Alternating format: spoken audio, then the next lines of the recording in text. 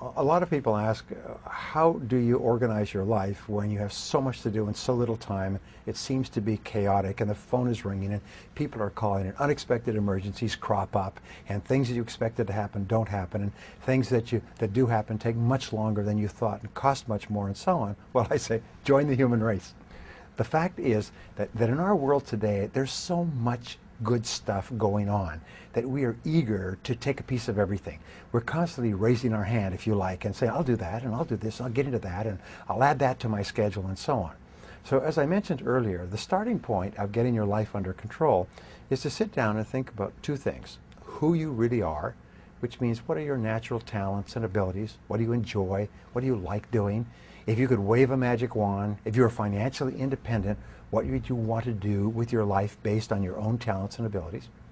Another question we ask is, if you could work at any job or in any industry or in any position or in any part of the country, what would they be? And think them through.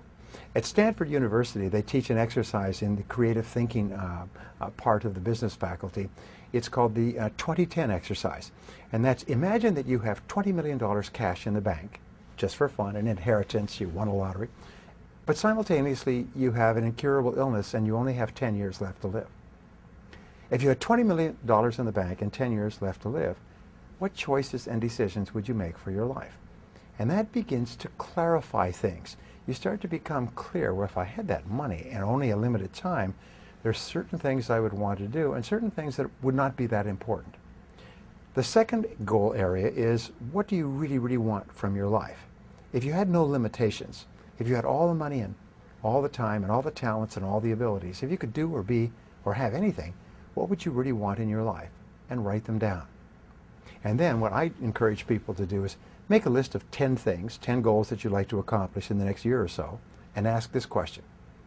If I could only accomplish one goal on this list, which one goal would have the greatest positive impact on my life?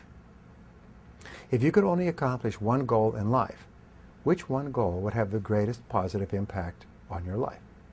Now, for most people, especially when you're maturing in your career, when you're growing up, the biggest goal is money. If you had money, then you could buy a house, home, car, family, lifestyle, and so on. So that's quite normal. For other people, it may be a health goal. For business owners, maybe a business goal. For people with relationship problems, maybe a relationship goal.